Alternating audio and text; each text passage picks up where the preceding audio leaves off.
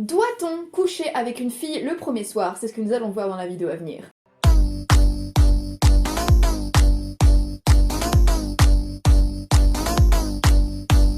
Salut mes petits chats, j'espère qu'aujourd'hui ça va, moi en ce qui me concerne ça va très bien, c'est toujours sympa de demander, merci, je me sens tellement aimée comme ça, je me sens tellement appréciée, merci, c'est cool. Alors aujourd'hui on va répondre à la question épineuse du faut-il coucher le premier soir ou pas. Il me semble que j'avais déjà traité cette question dans d'autres vidéos, si c'est le cas je vous les mettrai justement dans le petit i qui devrait apparaître quelque part par là, et aujourd'hui on va un petit peu approfondir cette question qui est assez épineuse, parce que c'est un débat qui est vieux comme le monde, c'est qu'est-ce qu'on fait? Est-ce qu'on couche le premier soir? Est-ce qu'on couche pas le premier soir? Est-ce qu'on couche au premier encart? Est-ce qu'on couche pas au premier encart? Je pense sincèrement qu'on se trompe de débat. Le véritable débat, c'est pas faut-il coucher le premier soir ou un des soirs à venir. La vraie question, c'est quand est-ce qu'on sait que c'est le bon moment pour coucher ensemble pour la première fois? Et c'est la question à laquelle je vais répondre aujourd'hui. Mais avant de rentrer dans le vif du sujet, avant de coucher le premier soir, il faut d'abord être sexy. C'est la raison pour laquelle j'ai mis en place cette incroyable formation gratuite qui vous est proposée, qui s'appelle 28 jours pour devenir sexy. Et c'est une formation donc en 28 jours, donc avec des vidéos et des fascicules qui vont vous aider à monter en sex appeal et à donner aux femmes l'envie de vous. Donc je vous invite à cliquer, ce sera dans le lien qui est en barre d'infos, ou alors le lien qui est en commentaire épinglé. Vous vous inscrivez et vous avez accès à l'espace membre. Voilà, comme ça c'est dit, on va pouvoir rentrer dans le vif du sujet. Alors, quand est-ce qu'il faut coucher en fait et quand est-ce que c'est le meilleur moment pour coucher? Alors je vais vous dire, alors à titre personnel j'ai vu plein de configurations différentes, d'accord? Il y a eu ce mec avec qui on a couché ensemble dès le premier rendez-vous et avec qui on est sorti pendant longtemps. Il y a eu ce mec que j'ai fait courir pendant des mois pour qu'on couche ensemble parce que j'avais peur qu'il se barre juste après et je voulais m'assurer qu'il allait être avec moi. Et donc je l'ai fait poireauter plusieurs mois. Et au final, il a fui le lendemain, donc le gros fail. Il y a eu des mecs avec qui j'ai couché le premier soir et qu'on ne s'est plus jamais rappelé et c'était pas plus mal. Et puis, il y a eu des mecs avec qui on a mis du temps pour coucher ensemble et puis au final, ça n'a pas débouché sur une relation. Du coup, mon retour d'expérience, ce serait plutôt que ce n'est pas parce que tu couches avec quelqu'un le premier soir ou que tu attends que cela va absolument déterminer la suite de votre relation. J'ai même plutôt l'impression avec mon retour d'expérience que c'est inversement proportionnel.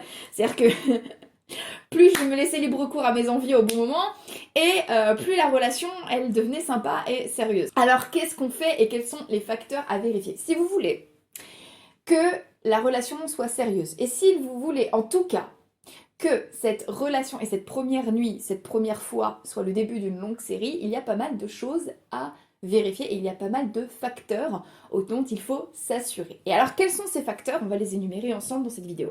Facteur numéro 1, que vous ayez partagé plus que l'envie de faire l'amour. C'est-à-dire que vous devez avoir partagé pas mal de trucs qui fait que vous allez baser votre relation sur autre chose que du sexe. Ça peut être des conversations très intéressantes, ça peut être le fait de partager un élément du quotidien, ça peut être de partager en fait des choses du quotidien, notamment ce truc que moi j'appelle la connexion perpétuelle, c'est et que tout le monde appelle un peu la connexion perpétuelle, en vrai je l'ai pas inventé, c'est en gros le truc de on s'envoie des messages du matin au soir, dès qu'il se passe quelque chose, on est les premières personnes à se tenir au courant, on s'écrit régulièrement, on se tient informé tout au long de la journée de ce qui se passe dans notre vie, et on ne peut pas rester 24 heures sans se donner de nouvelles, sans que ça fasse bizarre. Ça, c'est quelque chose d'extrêmement puissant, l'outil de connexion perpétuelle. D'ailleurs, je donne des petites techniques. J'apprends en fait à mes élèves également à établir des connexions perpétuelles avec les filles qu'ils rencontrent pour donner justement à ces filles envie de se donner des nouvelles tous les jours. Ça fait partie des choses que j'enseigne dans mes coachings. Et si vous voulez en savoir plus, bonjour à lulamoralescoaching.com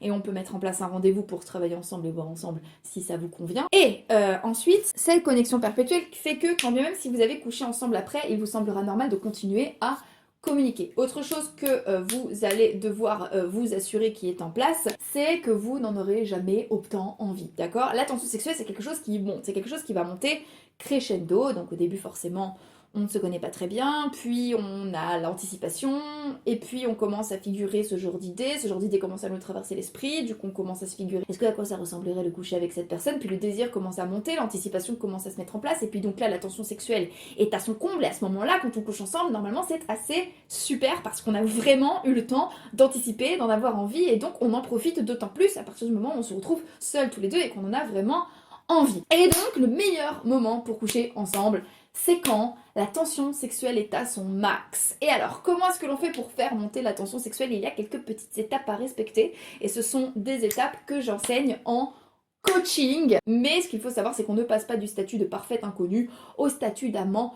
Comme ça, il y a certaines petites choses qui doivent se mettre en place, une certaine chimie qui doit se mettre en place naturellement. Mais la bonne nouvelle, c'est que justement cette chimie qui est là, elle peut se mettre en place de manière, on va dire, consciente. Je ne dirais pas de manière mécanique, mais de manière consciente. Ce sont des choses qui s'apprennent. On peut apprendre à faire monter la tension sexuelle chez une femme. On peut apprendre à faire monter la tension sexuelle auprès d'une femme et donc à donner à cette femme l'envie de vous. Ça fait partie des choses qui s'apprennent. Alors pourquoi est-ce qu'il est important de vérifier que ces facteurs sont là?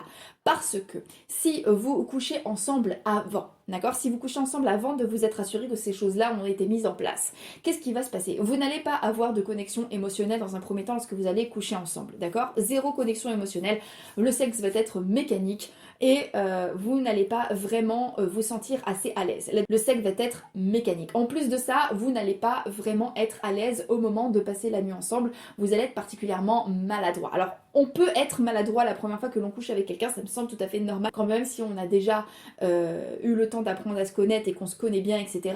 Mais là, en l'occurrence, vous allez vous retrouver face à un malaise qui va être prédominant par rapport justement au désir, parce que le désir n'aura pas vraiment eu le temps de monter et de devenir impérieux, tellement impérieux qu'il va surpasser toutes les autres palette d'émotions et de sentiments qui vont vous traverser au moment de coucher ensemble. Donc il est très important en fait d'apprendre à connecter émotionnellement et aussi le fait de créer une certaine complicité ensemble, le fait vraiment d'apprendre à se connaître et de créer cette complicité fait que vous allez par exemple dédramatiser s'il y a des petits couacs ou ce genre de choses ou alors tout simplement vous n'allez pas ressentir de couac ou de malaise parce que vous allez vous sentir à l'aise avec quelqu'un, vous allez vous sentir proche de quelqu'un qui va vraiment vous faire vous sentir bien.